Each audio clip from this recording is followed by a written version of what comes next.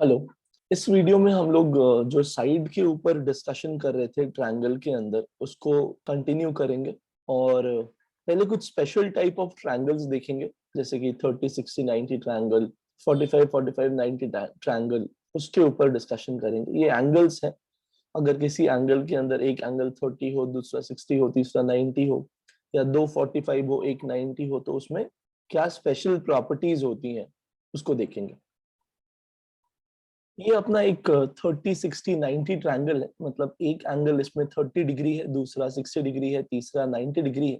ऐसे ट्रायंगल के अंदर जो साइड 30 डिग्री के सामने होता है, मैं इस साइड की बात कर रहा हूं, जो साइड 30 डिग्री के सामने होता है दैट इज बेस, उसका जो लेंथ होता है वो हाइपोटेनस का आधा होता है। आपको पता होगा ये बेस है, ये परपेंडिकुलर है और ये हाइपोटेनस है।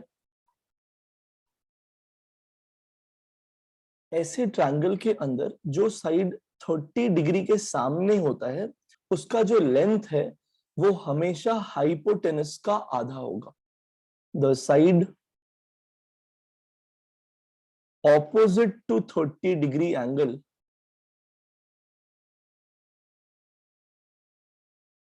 will always be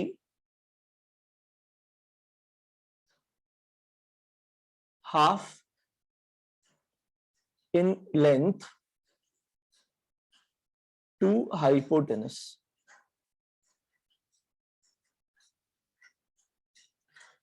मतलब अगर ये हाइपोटेनस का लेंथ 2x है तो जो बेस है उसका लेंथ x होगा।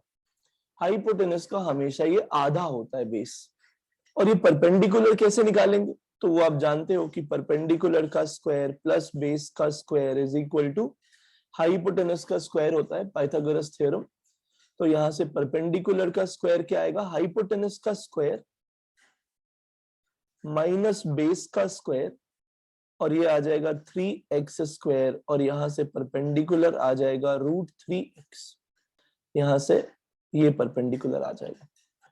इसके थ्रू आप साइन 30 और कॉस साइन 60 का वैल्यू भी याद रख सकते हैं। आपको याद होगा कि साइन थीटा कैसे निकालते हैं?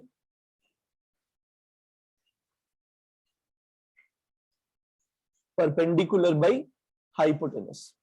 तो अगर आप यहां से साइन थीटा का वैल्यू निकालना चाहते हैं तो आप साइन 30 कॉस साइन 60 वगैरह का वैल्यू भी निकाल सकते हैं।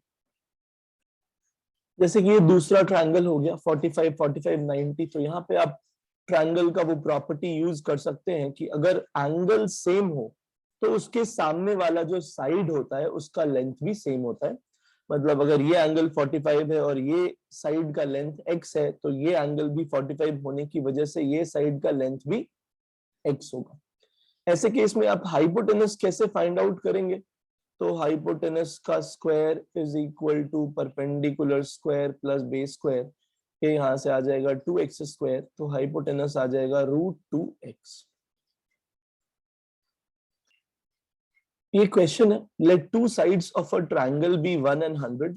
ट्रायंगल का दो साइड 1 और 100 है, तीसरा साइड भी इंटीजर है, डेसिमल वैल्यू नहीं हो सकता।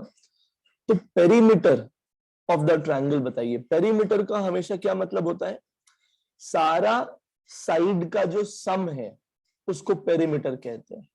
जो अपना बाउंड्री है उसका जो लेंथ होगा वो क्या हो जाएगा? पेरीमीटर। तो तीन साइड्स होंगे, तीनों के लेंथ के सम को हम लोग क्या बोल देंगे? पेरीमीटर बोल देंगे। तो कैसे फाइंड आउट करेंगे? एक बार आप वीडियो पॉज करके पहले ट्राई कर सकते हैं, देखते हैं। तो मान लेते हैं कि जो तीसरा साइड है वो x है। तो तीन साइड्स हो गया 1 100 और x। अब आपको पता है कि जो तीसरा साइड होता है ट्रायंगल में वो हमेशा बाकी दोनों साइड के सम से ज्यादा होता है। तो यहां से एक वैल्यू आ गया कि x जो है वो हमेशा 101 से ज्यादा होना चाहिए। सिमिलरली 100 प्लस x हमेशा 1 से ज्यादा होना चाहिए। ये x के हर वैल्यू के लिए सेटिस्फाई करेगा क्योंकि x आपको पॉजिटिव लेना है। किसी भी साइड का लेंथ नेगेटिव नहीं हो सकता। तो बिकॉज x पॉजिटिव है तो ये जो पॉइंट है वो हमेशा वैलिड रहेगा। तीसरा पॉइंट आ जाएगा 1 + x इज मोर देन 100, यहां से x आ जाएगा मोर देन 99। तो मतलब x जो है वो 99 से बड़ा होना चाहिए और 101 से छोटा होना चाहिए, यानी x के लिए जो एकमात्र पॉसिबल वैल्यू है, क्योंकि x को इंटीजर भी रखना है, वो कितना होगा 100। तो आपका जो पेरीमीटर आएगा, पेरीमीटर मतलब तीनों साइड का लेंथ का सम, वो हो जाएगा 1 + 100 + 100 और ये आ जाएगा 201। ये इसका करेक्ट आंसर होगा। तो यहाँ पे अपने को एक क्वाड्रिलेटरल दे रखा है PQRS, उसमें जो साइड के लेंथ है वो आपको दे रखा है और आपसे डायगोनल के बारे में पूछा है। सबसे पहले ये क्वाड्रिलेटरल ड्रॉ कर लेते हैं। ये कहीं भी इसे स्क्वायर नहीं है, कोई आपको ऐसा कंडीशन नहीं दिया हुआ है, तो आप अपने मन से कैसा भी ड्रॉ कर सकते हैं क्वाड्रिलेटरल। और आप उसके अकॉर्डिंग, मैंने प्रॉपर बनाया नहीं है बट आप अपने अकॉर्डिंग बना सकते हैं।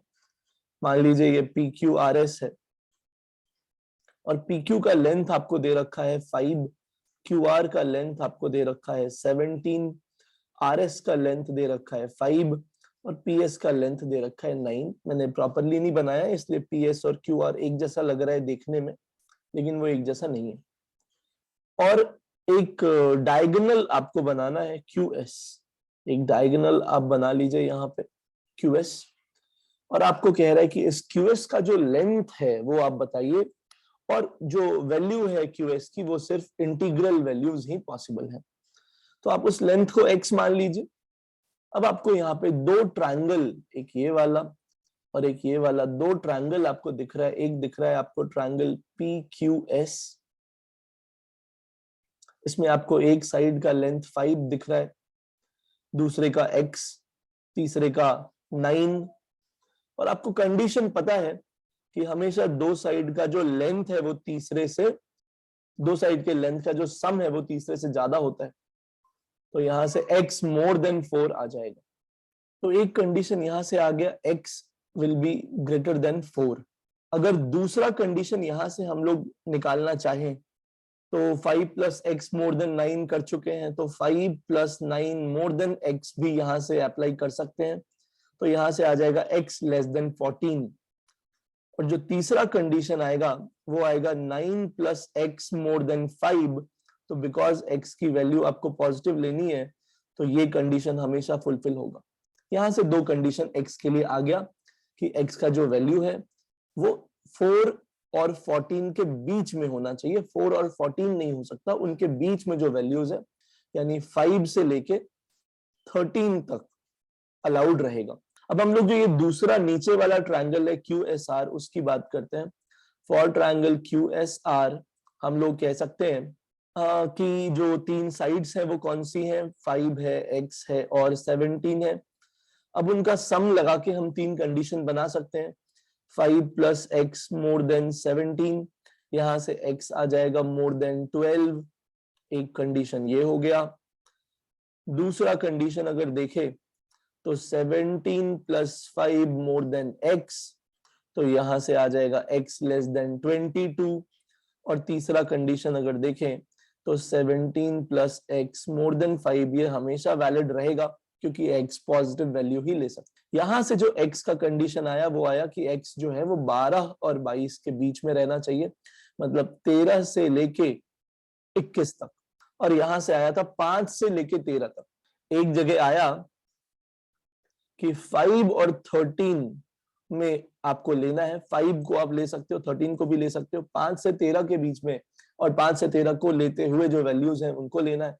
और एक जगह आया कि 13 से लेके 22 तक आप ले सकते हो। दोनों में सिर्फ एक ही कॉमन वैल्यू है, वो है 13।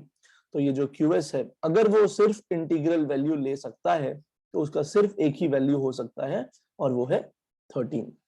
फटाफट लिख लेंगे। इस क्वेश्चन में आपसे कह रहा है कि दो साइड्स का लेंथ अगर 10 और 23 है तो रेंज ऑफ पैरामीटर क्या होगा। रेंज ऑफ पैरामीटर मतलब perimeter, sorry, range of perimeter क्या होगा। तो रेंज ऑफ पेरीमीटर का मतलब है कि जो पेरीमीटर है वो कहां से कहां तक के बीच में कोई भी वैल्यू ले सकता है। अगेन क्वेश्चन वही है, आपको पहले फोकस करना है तीसरे साइड पे। ट्रायंगल का दो साइड आपको पता है 10 और 23, तीसरा साइड आप x मान लीजिए, कंडीशन लगाइए x plus 23 more than 10, because side का लेंथ हमेशा पॉजिटिव होता है तो ये हमेशा, ये कंडीशन हमेशा सेटिस्फाई होगा। दूसरा कंडीशन लगाइए 10 प्लस 23 मोर देन x, तो यहां से आ गया x लेस देन 33, ये एक कंडीशन हो गया। और तीसरा कंडीशन होगा x प्लस 10 मोर देन 23, यहां से x आ गया मोर देन 13, मतलब x जो है वो 13 से लेके 33 के बीच में वैल्यूज लेगा। अब आपको पूछा साइड का लेंथ नहीं है, आपको पूछा है पेरीमीटर का रेंज। अब पेरीमीटर आप कैसे निकालते हैं? पेरीमीटर आप निकालते हैं साइड को ऐड करके, साइड के लेंथ को ऐड करके। तो एक साइड 10 है, एक 23 है और एक x है, तो x का वैल्यू 13 से लेके 33 तक कुछ भी हो सकता है। सो एक बार मैं 13 ले लेता हूं एक लिमिट, और एक लिमिट पे मैं 33 ले लेता हूं। ये जब आप ऐड कीजिएगा तो ये 46 आएगा और ये ऐड करने पे 66 आएगा, मतलब पेरीमीटर जो है वो 46 से 66 कुछ भी हो सकता है। ये आपका पेरीमीटर का रेंज हो जाएगा। यहाँ पे ये मेंशन्ड नहीं है कि सिर्फ इंटीग्रल वैल्यू लेना है, इसीलिए आप ये पूरा रेंज कंसिडर करेंगे। 46 से जस्ट बड़ा कोई भी नंबर ले सकते हैं, 66 से जस्ट छोटा कोई भी नंबर ले सकते हैं। जस्ट बड़ा का मतलब हो गया 46.0000 इनफिनिट 01, ये भी अलाउड है क्योंकि इंटीग्रल वैल्यू लेना है ऐसा कहीं नहीं लिखा हुआ है। ये थोड़ा एक अच्छा क्वेश्चन है, बेटर क्वेश्चन है। जैसा अभी तक क्वेश्चन कर रहे थे वो इजी क्वेश्चन थे, ये थोड़ा सा आपको दिमाग लगेगा। तो आपको कह रहा है कि ये एक ट्रायंगल है एबीसी जिसके इंटीग्रल साइड्स हैं एक्स, वाई और जेड, और x और z का जो मल्टीप्लीकेशन है उसका वैल्यू 18 है। अगर x और z को मल्टीप्लाई करके 18 आ रहा है तो x और z का क्या वैल्यू हम लोग ले सकते हैं? x का 1, z का 18, x का 2, z का 9, x का 3, z का 6, ये तीन तरह का पेयर हम लोग ले सकते हैं जिनको मल्टीप्लाई करके ये 18 वाला वैल्यू आ सकता है। इंटीग्रल वैल्यू रखना है आपको, क्योंकि यहाँ पे लिखा हुआ है कि जो साइड्स हैं वो इंटीग्रल साइड्स हैं। अब अगर आप इसको यूज करेंगे y को निकालने के लिए, ये तीनों सेट ऑफ वैल्यूज को आपको यूज करना पड़ेगा। तो ये कैसे निकालेंगे आप? तो अभी तक हम लोग 2 बार करके ये कंडीशन अप्लाई करते थे, एक बार ऐड करके फिर एक बार सब्सट्रैक्ट करके। अब आप एक बार ही अप्लाई करो, मतलब आपको मैं बता रहा हूं क्या करना है। जैसे आपको y का वैल्यू निकालना है और बाकी दोनों साइड्स x प्लस जेड है, तो y जो होगा उसका वैल्यू x प्लस जेड के वैल्यू से छोटा होगा। ये एक बात आ गई, क्योंकि आपको पता है कि जो तीसरा साइड होता है वो बाकी दोनों साइड के सम से छोटा होता है। सिमिलरली अगर यहां पे मैं ये कंडीशन लगाऊं कि x प्लस वाई का वैल्यू z के वैल्यू से बड़ा होगा, क्योंकि z अगेन तीसरा साइड हो गया, तो तीसरे साइड का जो लेंथ है वो हमेशा बाकी दोनों साइड के लेंथ के सम से छोटा होता है। यहां से y क्या आ जाएगा? More than z minus x. अब आप क्या करो कि इन दोनों कंडीशंस को क्लब कर लो और यहां से कंडीशन ये बन जाएगा कि y x प्लस जेड के वैल्यू से छोटा है लेकिन z माइनस एक्स के वैल्यू से बड़ा है। यहां x माइनस जेड क्यों नहीं किया? क्योंकि हम लोगों ने जो x का वैल्यू लिया है वो सारा स्मॉलर वैल्यू लिया है, z का लार्जर लिया है। तो याद रखना यहाँ पे कि लार्जर माइनस स्मॉलर करना है। ऐड करते वक्त तो कोई प्रॉब्लम नहीं है, लेकिन जो ये वाला साइन के लिए आप निकाल रहे हो वो लार्जर माइनस स्मॉलर करके निकालो। अब आपके पास 3 वैल्यू है। पहले वैल्यू से क्या आएगा कि z माइनस एक्स मतलब 18 माइनस 1, 17 से y बड़ा होगा, और x प्लस जेड यानी 19 से छोटा होगा। दूसरा कंडीशन अगर लगाया जाए, दूसरा वैल्यू का यूज किया जाए, 2 और 9 का यूज किया जाए, 9 माइनस 2 7 से y बड़ा होगा और 9 प्लस 2 11 से छोटा होगा। तीसरा कंडीशन 6 माइनस 3 3 से बड़ा होगा और 6 प्लस 3 9 से छोटा होगा। ये तीन सेट ऑफ वैल्यूज हम लोग यहाँ पे निकाल सकते हैं। अब यहां से y का वैल्यू निकालते हैं, लेकिन सिर्फ इंटीग्रल वैल्यूज निकालनी है। तो 17 और 19 के बीच में y का सिर्फ एक वैल्यू हो सकता है, वो है 18। 7 और 11 के बीच में 8, 9 और 10 तीन वैल्यू पॉसिबल है। 3 और 9 के बीच में 4, 5, 6, 7, 8 ये वैल्यूज पॉसिबल है। तो यहां से आपको पूछा है how many values, number of values पूछा है। तो एक यहां से हो गया, 3 यहां हो गया और 5 यहां हो गया। तो ये total 9 values are possible and that's your answer. Okay, thanks.